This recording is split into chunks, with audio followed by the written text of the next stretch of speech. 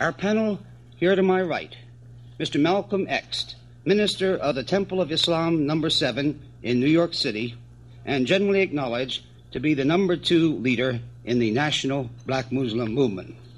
Mr. C. Eric Lincoln, professor of social philosophy at Clark College in Atlanta and author of the new volume, The Black Muslims in America, the first serious scholarly study of this movement, and a book which has been called by the authoritative Gordon Alpart one of the best technical case studies in the whole literature of the social sciences.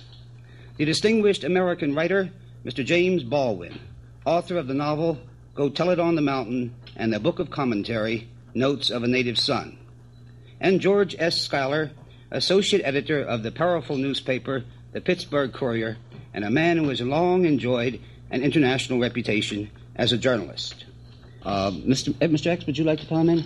Yes. First, though, I would like to point out that we who are Muslims, who follow the Honorable Elijah Muhammad, don't accept the term Negro. We stand against that. And I would like to declare myself, I'm not the No. 2 leader of the Muslim movement because we don't think of ourselves in that light. We have one God whose proper name is Allah. We have one leader who in America here is the Honorable Elijah Muhammad. We are one people and we have one aim, and that's the upliftment and the betterment of our people here in America who are called Negroes, and where the objectives and the program of the Honorable Elijah Muhammad differs perhaps from the objectives and the programs and methods of these other groups that represent the so-called Negro. Most of the other groups, their method of operation has a tendency to lead us to believe that it'll take us another 1,000 years if we follow their tactic. Whereas we who are Muslims, we're not willing to wait another 100 years. Well, now, in this uplift of the black man and unwilling to wait, what specifically do you want to do? Number one, I think it should be pointed out clearly that as Muslims, we are not a political group, nor are we a civic group, but rather we are a religious group. When I say that we're not a political group, it's being made plain there that we are not relying on the politicians for a political solution, because experience has taught us that in the past the politicians have promised but never delivered. And if we rely on a politician, we feel we'll be going right around in circles like our people have been doing here in America 100 years since Lincoln issued the so-called Emancipation Proclamation. Well, not relying on politicians, Mr. X, is it not correct that the Muslims seek to completely separate the black and the white man in America and to win and establish for the Negro their own homeland in several states of America? Still, that's religion. With us, if it was religion for Moses 4,000 years ago to be missioned by God to separate the slaves in that day from the slave master of that day, complete separation, not integration, and still the Christians and Jews both today regard Moses not as a politician but as a religious leader and a religious man motivated by religion completely. We feel that what the Honorable Elijah Muhammad is doing here in America today in demanding a complete separation of this slave from his slave master, and as Moses asked for a land of his own flowing with milk and honey, the Honorable Elijah Muhammad is likewise asking for a land for us flowing with the sweet milk and honey of freedom, justice, and equality. Well, accepting as Mr. Schuyler. Just wait a minute now.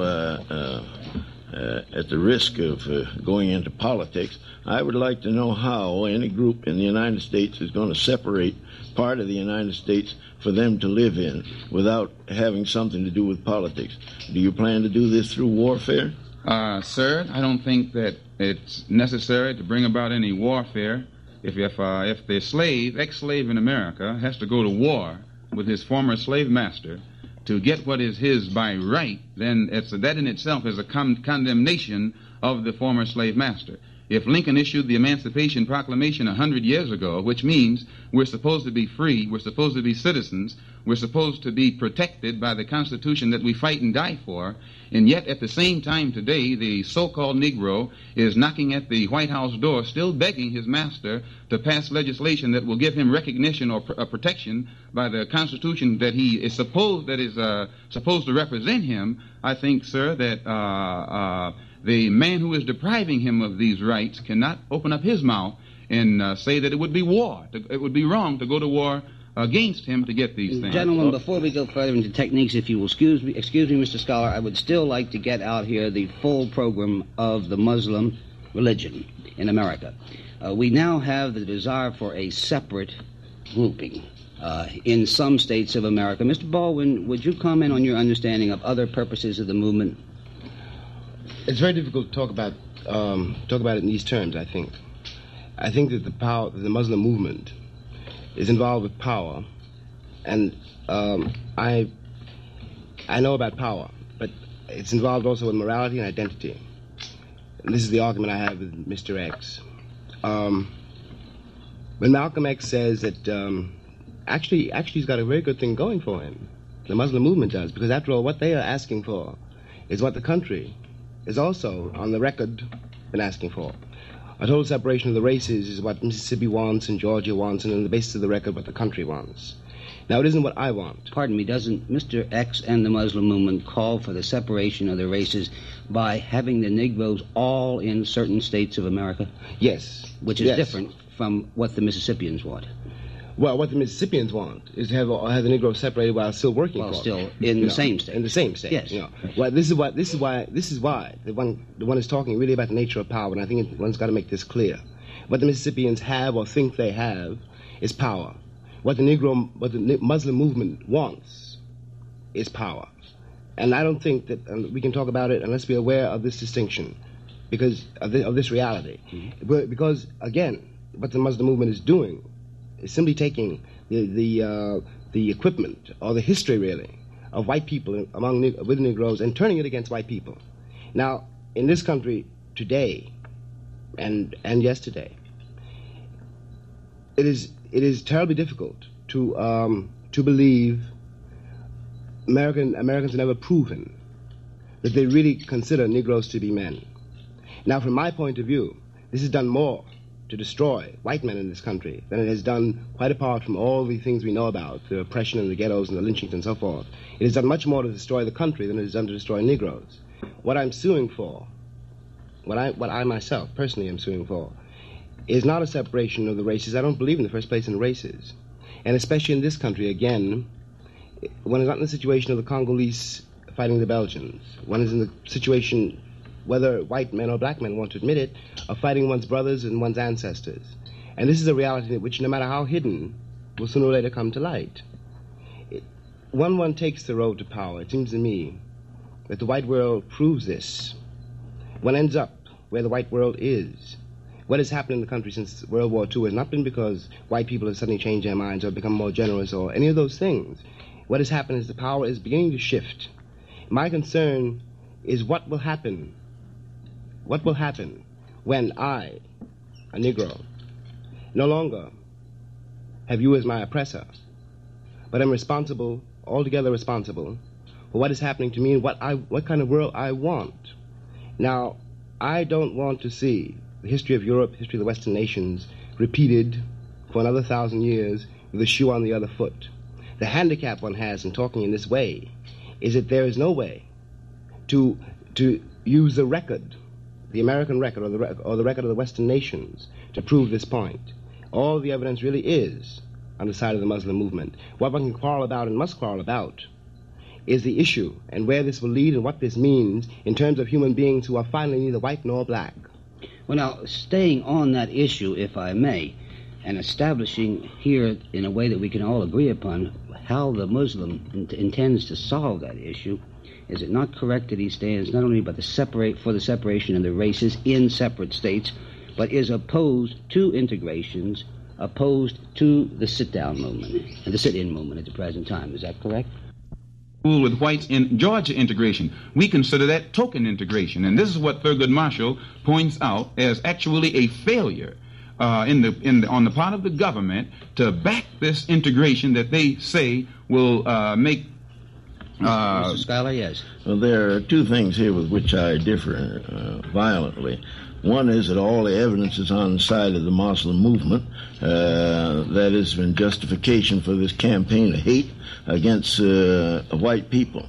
Now, I would like to offer that these 18 million some odd Negroes that you're talking about in the United States are the healthiest, the wealthiest, have the most property, the best educated, and the best informed group of Negroes in the world, and that includes all those in the Muslim countries. Now, we ought to get that thing straight. This is a matter of record. You don't have to no guesswork about it. And the next thing is, where is there anything in the Constitution or in anything that Lincoln said or wrote that says that a group has a right to part of the United States to take it off by itself? I thought that issue was settled 100 years ago. I'd like to respond to one of the remarks made by Mr. Schuyler. In researching the black Muslim movement and talking with hundreds of people across the country, one of the things that I found consistently was the fact that since Negroes in this country are among the best educated non-white people in the world, since they have the leisure time to some extent to read and to study, and since they live in a society where there are all of these plus values available to the white man, I found that this is one of the things that is most productive of the kind of anxiety that makes for a Muslim movement. For example, we found that the fact that the Negro is so well educated produces a kind of chafing at the bit because he cannot be a full-class citizen in terms of his education and in terms of his preparation. We find that with the emergence of black states in Africa and other non-white peoples in Asia and other parts of the world, that the American Negro has a sort of sinking feeling that if he isn't careful, he might be the last person in the world to attain the kind of status that would be equal with his education and his preparation. It is upon this kind of anxiety that the black Muslim movement feeds. Mr. Lincoln, pardon me, Mr. Schuyler, before we argue the point, the first thing I think we should do is to get clear what the Muslims stand for. Now, Mr. Lincoln, you were explaining why people turn to the Muslim movement, which is important, but as I understand reading your book, you say flatly the black Muslims are emphatically opposed to passive resistance, as expressed by Martin Luther King. Or another quote, Muslims have only contempt for the Negro sit-in movement. Now, Mr. X, is that correct or is it not correct? America itself is opposed to passive resistance. They didn't, America has never, when the Japanese attacked Pearl Harbor, America didn't resort to passive resistance. Pardon me, I'm not talking about America at the moment. I'm talking about you, Mr. X, and your movement. Yes, sir. I want to clarify that because when they refer to us as non-passive, they make it look like we're committing a crime to be non-passive. No, I'm simply asking, is Mr. Lincoln, our scholar on this subject, wrong or right when he says that you and your movement have only contempt for the Negro sit-in movement? We have never voiced any contempt for the so-called Negro sit-in movement because we don't voice contempt for movements. But if use the phrase emphatically opposed. Are you emphatically opposed? We are opposed to forcing our way into a white restaurant where we are not wanted and forcing that man to serve us. We are opposed to that. Well, the Honorable Elijah Muhammad, who was our religious leader and teacher, teaches us that it would be wiser for the black people of America, instead of begging the white man for what he has and forcing themselves upon him, to try and get something for ourselves. And for instance, sir, if I force my way into a restaurant in Georgia and force the white man to serve me, I would be insane to let him go back in his kitchen and prepare my food, and then I sit down there and eat it after he's prepared it out of my sight. Perhaps I am being stupid, but it seems to me you are not answering my question. Well, what is your question? My question is... Maybe I'm not giving you the answer that you want, the way you want it. Is Mr. Lincoln correct when he says that you and your movement are emphatically opposed to the sit-in movement? I say this. We are emphatically opposed to the methods. How about the objectives? If you want an sir, integrated society? If an objective is to sit down in another man's restaurant and drink a cup of coffee, when you don't yet have a restaurant of your own, then we have to be against that type of objective, because after that Negro comes out of that restaurant, having drunk the coffee, where will he work? Where is his job? Well, now, you are opposed to the means, you say, and I gather you're also opposed to the end because you are opposed to an integrated society. Is that correct? The sit-in movement to us represents the intense degree of dissatisfaction that exists among the new generation of Negro, and so-called Negro in America. As such, it is important because it shows that the present generation of students have lost their fear of the white man that was in the parent.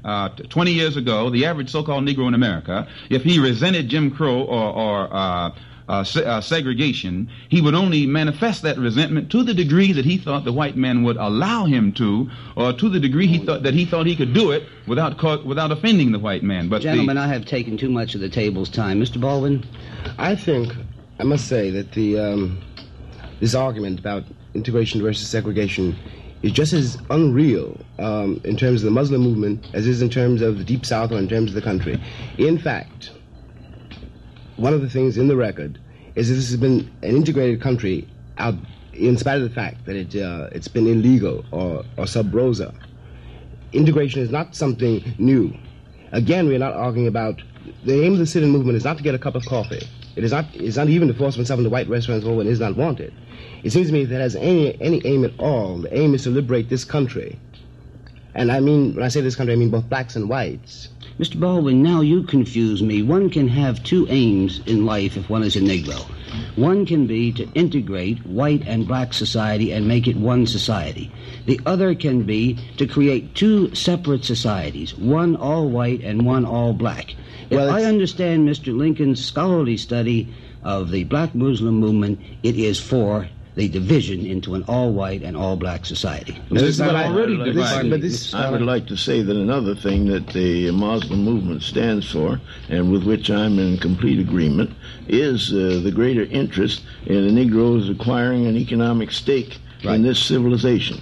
Also, in the fine work of rehabilitation they've done in some of their young members who have been juvenile delinquents and criminals, and they've come out, and by virtue of the teaching they received, they've changed their way of life. Now, that's been done by other movements. The Muslim movement has no monopoly on it, but they have done it, and you have to give credit for that.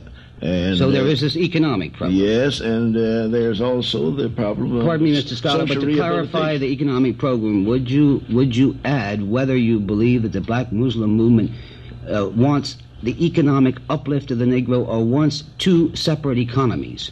Well, I don't know. They may want two separate economies, but they are interested in the economic uplift of the Negro, and I think that they deserve great credit for that. Mr. Lincoln, would you answer that question, please, so we can get it clear? My experience has been, in talking with the Muslim leaders about the country, that perhaps the separate economy for which the Muslims seem to be working is a means to an end. Whether the ultimate end is a reintegrated society, I doubt rather much. But nevertheless, the Muslims seem to feel that in our social structure as it now stands, that it is highly unlikely, if not altogether impossible, for them to have any real economic gains.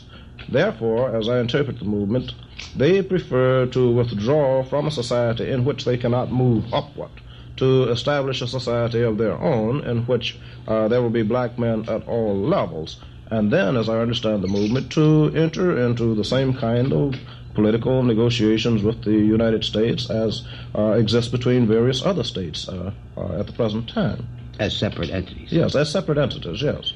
What about this issue of force, which we've got to get out here? One of the most discussed things about the black Muslim movement is the frequent charge that it is going to resort to force because it believes in black supremacy. And Mr. X, you are always quoted as having said, there is no white man a Muslim can trust. Mr. Muhammad is always quoted as having said, we must take things into our own hands. We must return to the Mosaic law of an eye for an eye and a tooth for a tooth. What does it matter if 10 million of us die? There will be 7 million of us left, and they will enjoy justice and freedom, etc., etc. It sounds like the language of force, is it?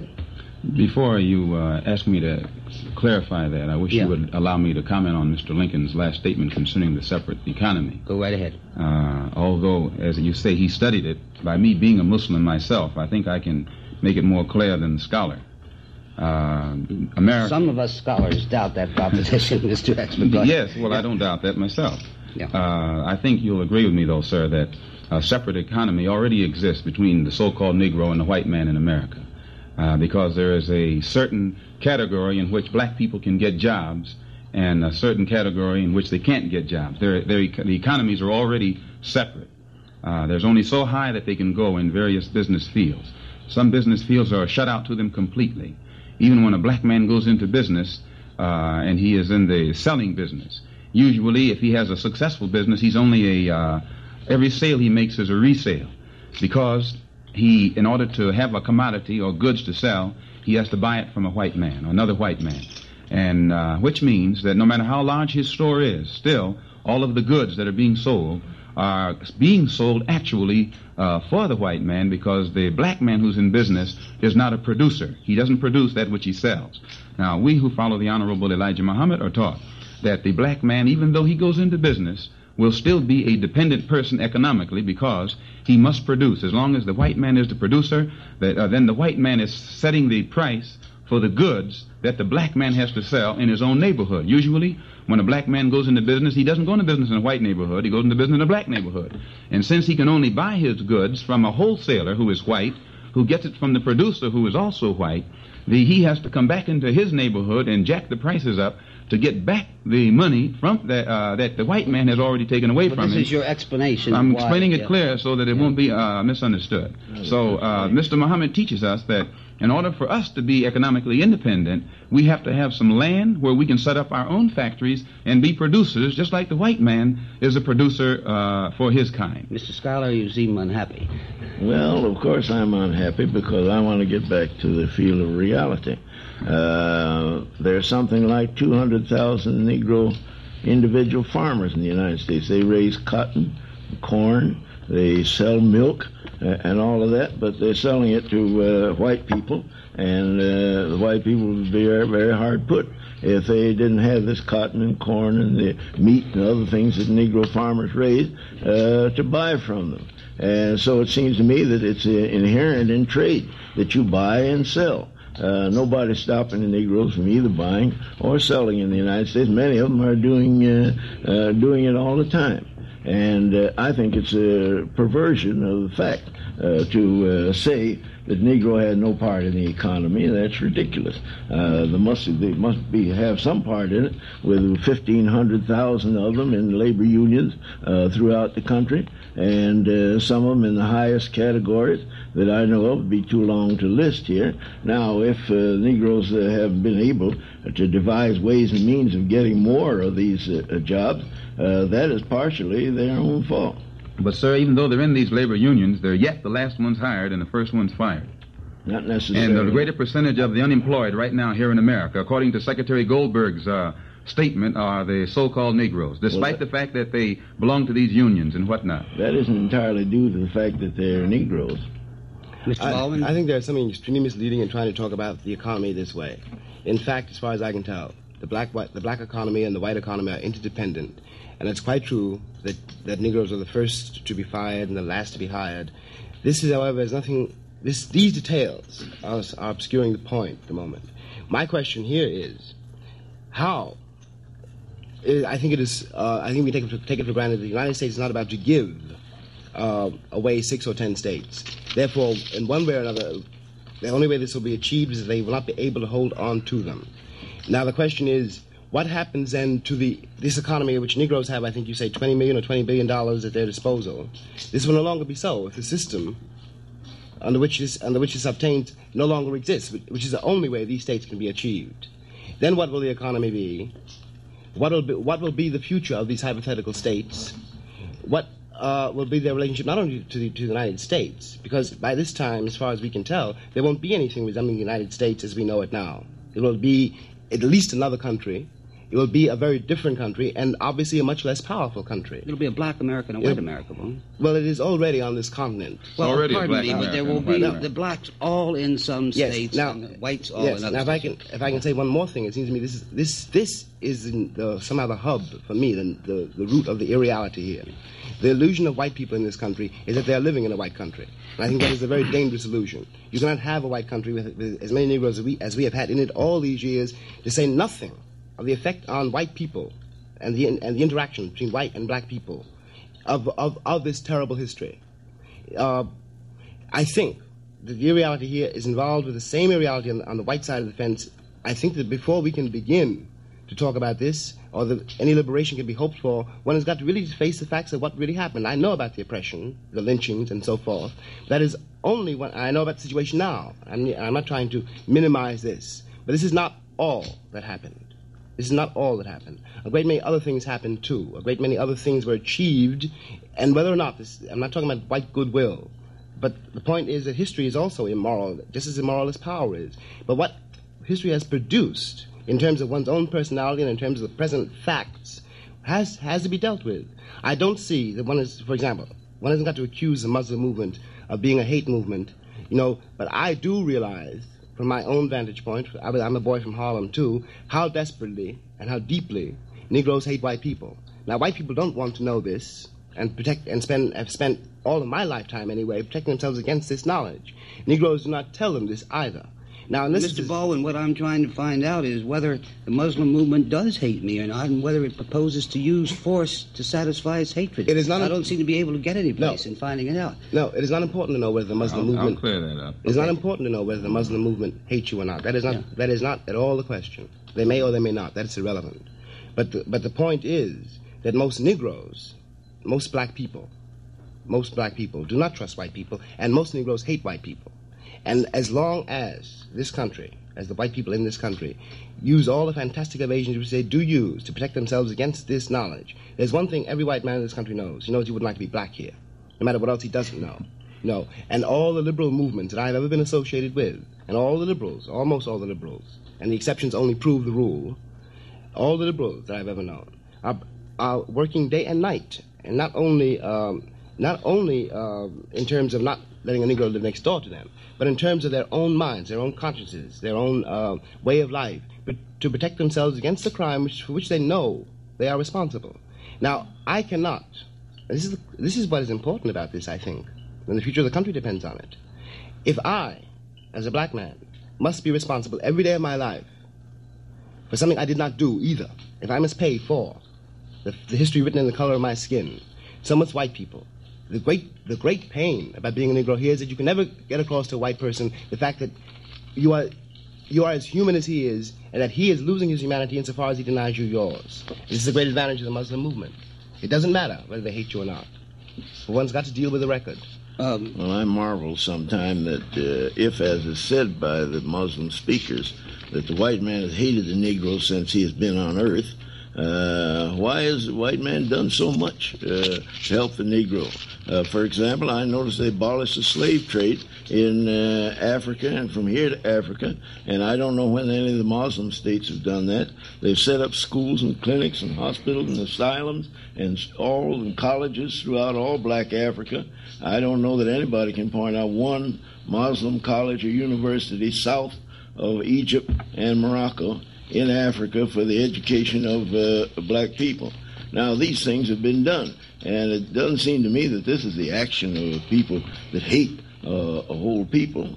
Of course, there are white people who hate Negroes, but I don't see any reason or justification for exaggerating the situation.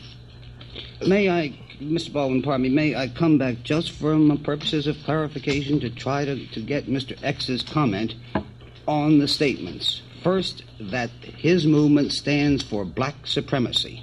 Secondly, that it intends to bring it about by the use of force. If by supremacy you mean rule, the fact that the white man has been ruling for so long, which is white supremacy, and most of your white historians and even your current politicians and diplomats admit that the trouble that the white world is in today. It's losing out all over the world. Britain used to rule an empire so large, she bragged about the sun would never set on it. But today, when the sun rises, you can hardly find Britain. Mr. X, we're talking about what you want to happen.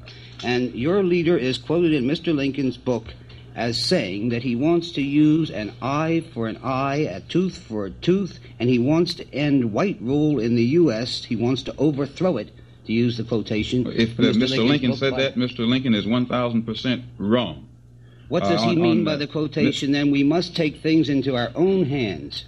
What does it matter if 10 million of us die? There will be 7 million of us left. If you have men, if you have crimes, such as those that were committed against Emmett Till, and the government itself could go into Mississippi and find the exact culprits who committed the crime, or the type of crime that was committed against Mac Parker, and again the government agents go in there and find the culprits who were guilty of murdering Mac Parker, and then turn around and the government admit that it is not able to bring those murderers to justice, I think that it would be insane on the part of any man to deny the family of Mac Parker or the family of Emmett Till the right to come together and defend themselves, since the government admits that it can't. It is helpless to defend them. I take that to be your justification of the use of violence by Negroes. If America is justified in retaliating against Japan when Japan strikes her, or retaliating against Germany when Germany strikes her, or retaliating against any other country to defend herself from attack, I think that America has reached the point of insanity to think that the world would look upon the black people here in America as being wrong if they took a stand to defend themselves against the crime that the white man is committing against us here day and night. I don't see why you don't answer the man's question. Are you for force or are you against force? If you're for force and the use of force, then that's sedition. Why don't you level on the thing instead of curving all around? Wait a moment. No. I didn't come. You can't put words in my mouth. Pardon me, I know. I don't have time. But I want to get that point right there straight. Since it is Islam and the Muslims who are being discussed here, and it is Islam and the Muslims who are under fire, I think that it is only right to expect me to give you my answer, not someone else's answer, because this is what primarily has been done here in America. Everyone else speaks for the Muslims, and they're not allowed to speak for themselves. Now, you don't put a yes and no answer today in the mouth of any black man, other perhaps than Mr. Schuyler. Nobody stops you from speaking. That's the thing. You're correct. Pardon me, Mr. Lincoln, would you like to comment on this or any related point as to what the real program is? Is it a program of force or not? From what I have been able to determine, the Muslims are very careful not to talk about the use of force.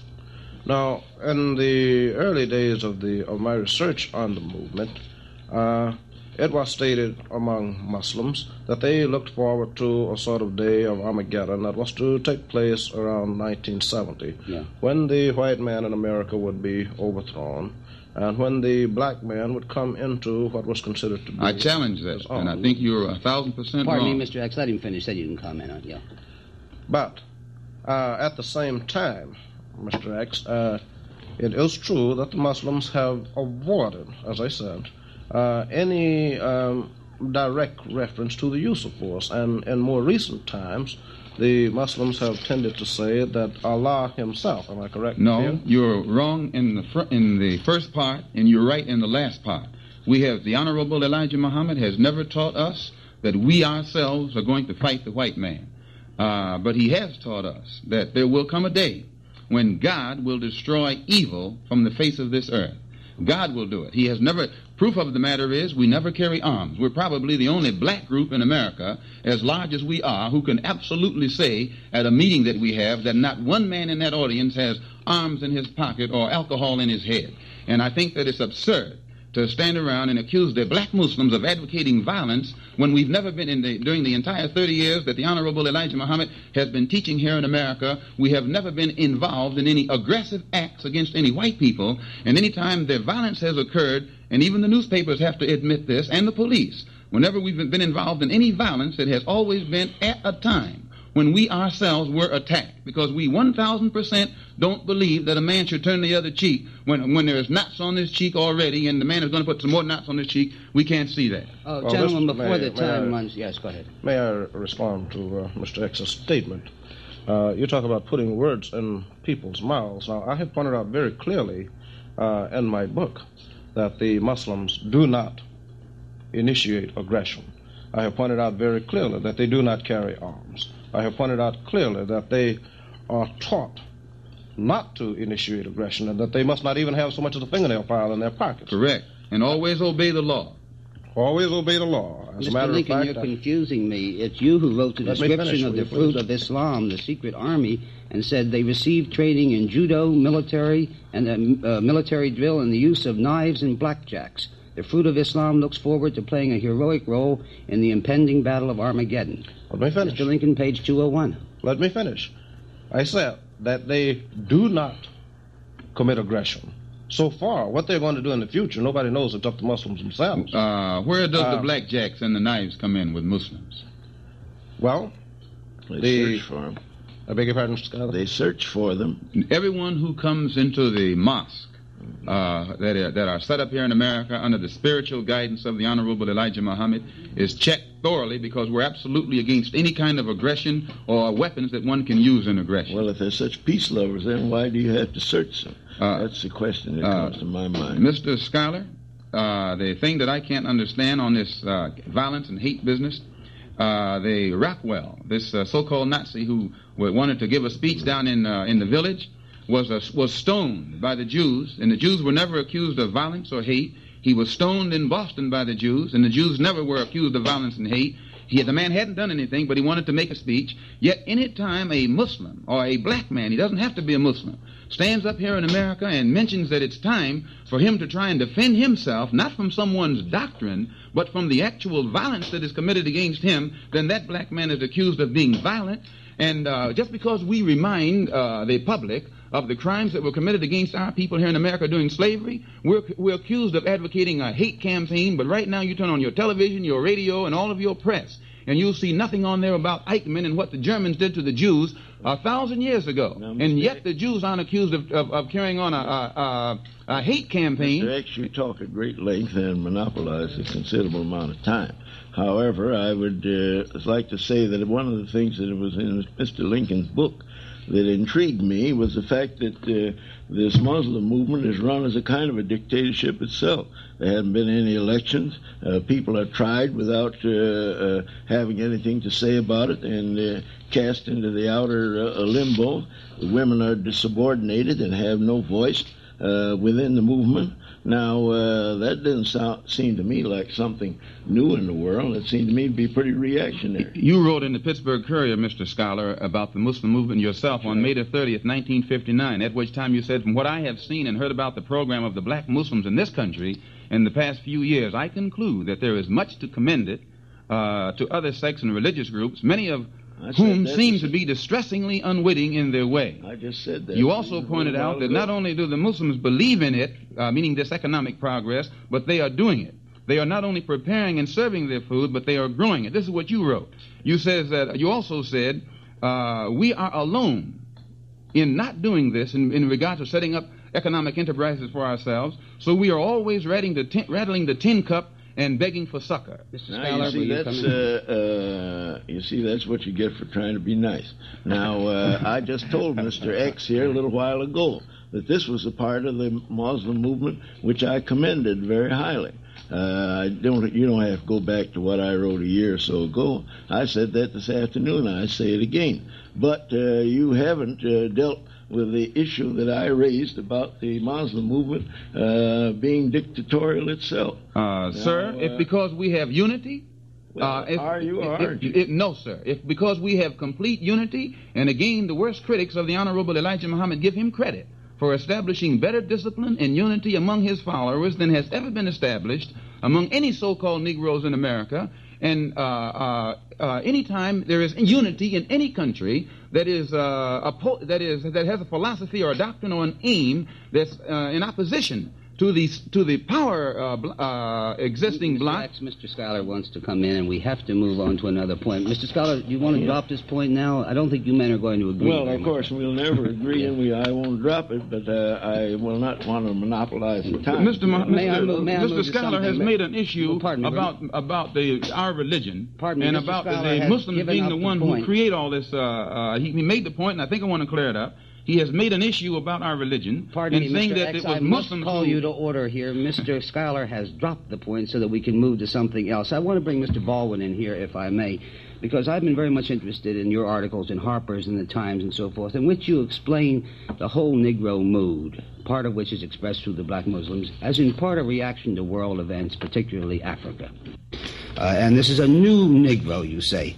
Now, in these terms, it's quite interesting to me to read of the alleged connections between the black Muslims and the Muslims in Africa and between the black Muslims and the Castro movement in Cuba. Do you know anything about this? No, I don't know anything about that in detail, but I know nothing about the Muslim movement in Africa at all, so I can't talk about that. Well, of course, it is making great progress in Africa, as you know. I know that. Do you see this as a worldwide movement at all, which would appeal to the Negro? Well, how can I put it? It seems to me to be arguing in a way almost after the fact. If we're talking about power, it is very, very clear that the Western nations, the white nations, that power is broken.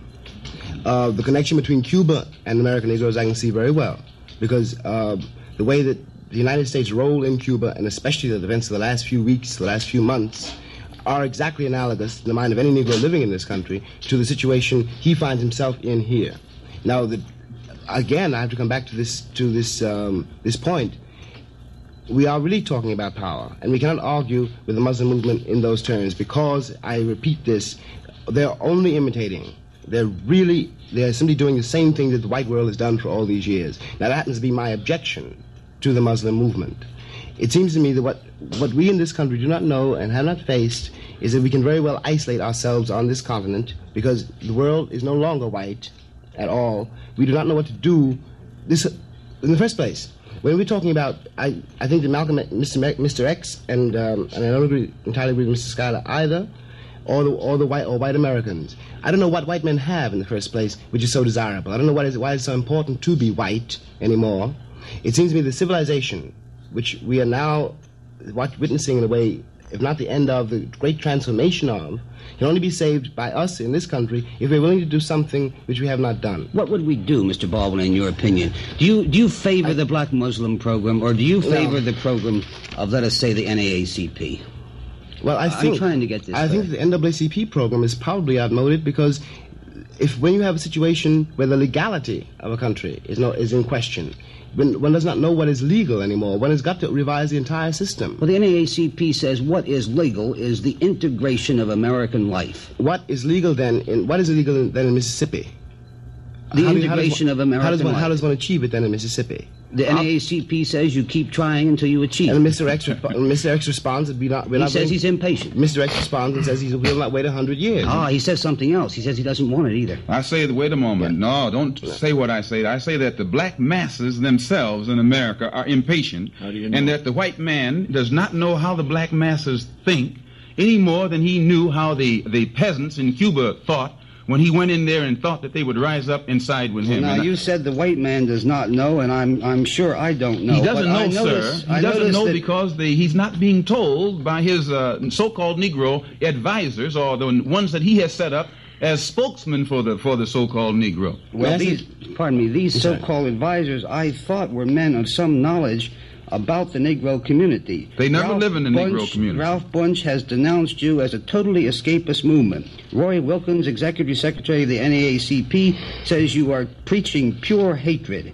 Thurgood Marshall called you such violent names I won't repeat them here. May I answer to each one of those? Wait a minute, Martin Luther King says you are simply one of the hate groups arising in our midst. I think all of that. Wait a moment, sir. I think that in fairness, since these things that you read to your audience, television audience as well as right here, in order for you to be fair, I have to make my comment. Go ahead.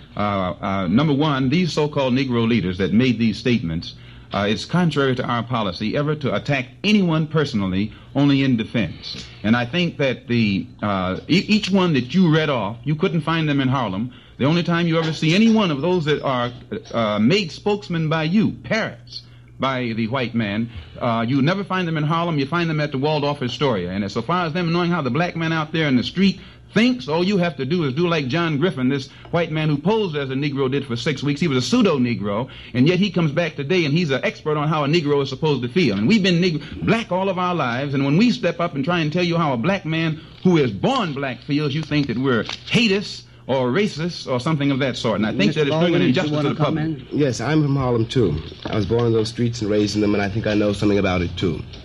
All of the condemnations from Mr. Bunch, et cetera, are all far too simple.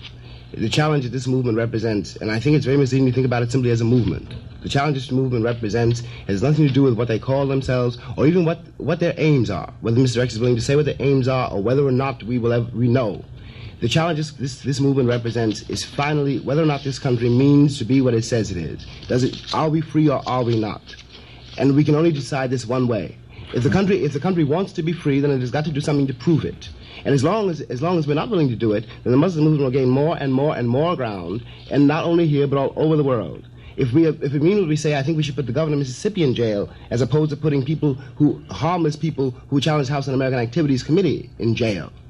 I think that one has got to decide. Mr. Baldwin, I still don't have clear whether you favor the Black Muslim program or the NAACP program to use two different approaches. But I will not answer it that way. I certainly don't favor the Black Muslim movement. But I can see great limits. You see why it came about. I can see very well why it came about. I think Mr. Lincoln has explained in his book very well why it came about.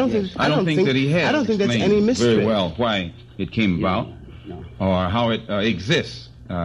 For instance, in there where it was said in the book that I spent 2 hours in a secret conversation with Castro, that wasn't done on any research other than through a local New York paper whom we are suing right now for $3 million for libel.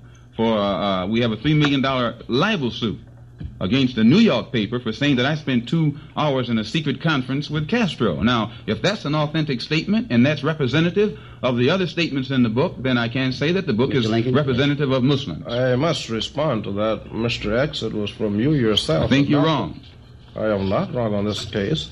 It was from you yourself and not from reading in any New York paper that I found that you had an appointment which you kept with Mr. Castro. These words are from your mouth. No, wait a minute now. I'll clarify that. 2 of us, and I thank Allah that there were 2, in a conversation with you, explained about this highly publicized incident with Castro. And we told you exactly how it came about, that I was representing the city of the mayor's office and the police department and half of the civic groups in Harlem that made it possible for me to go up there on the Castro. That when we have only 7 minutes left. I would like to say that 5 minutes left. This particular sect or movement is just one of a succession of such movements that have been in American life for the last 3 centuries. Among Negroes, they began around about 1815 when the American colonization movement began to grow, and Negroes went to Sierra Leone, they went to Liberia,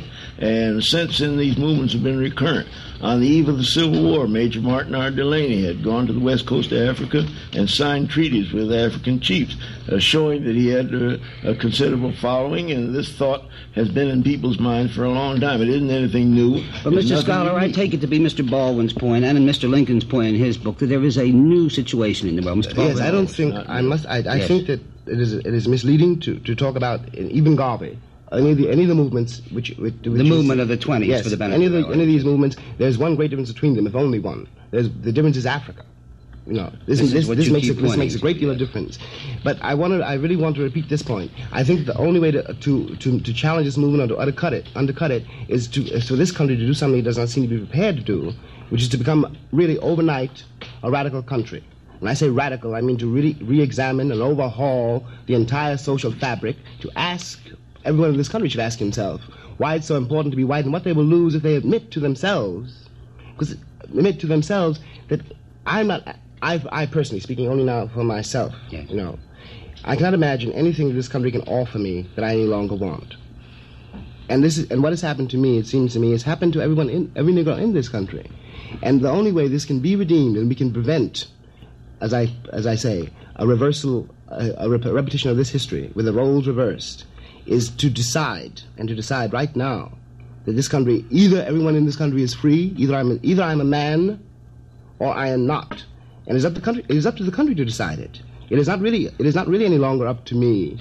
Mr. Lincoln, I don't think you agree with that from reading your book. Well, I certainly agree with it in part.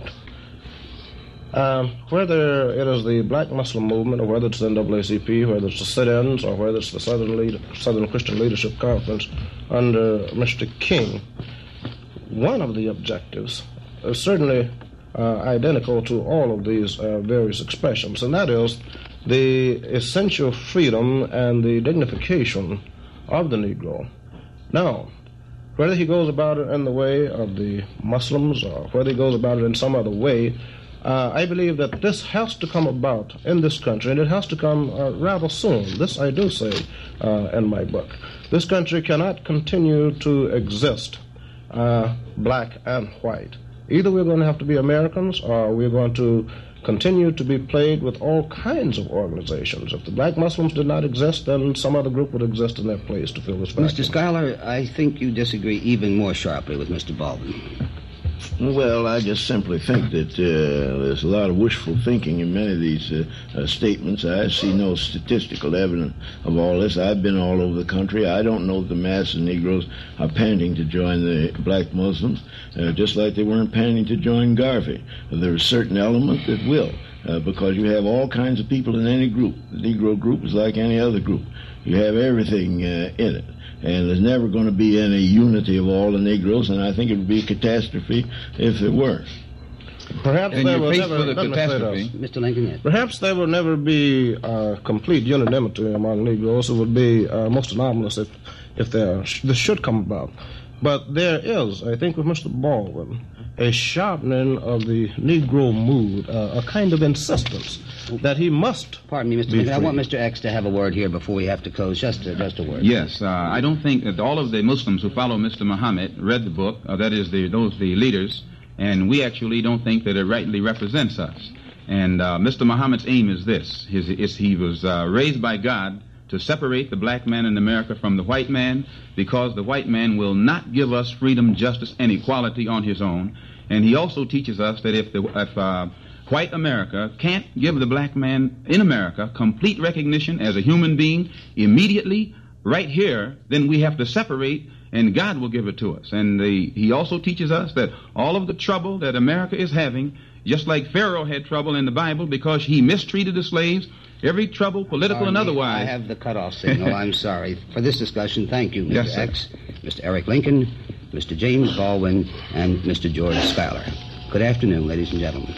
Ladies and gentlemen. Ladies and gentlemen. Ladies and gentlemen. Ladies and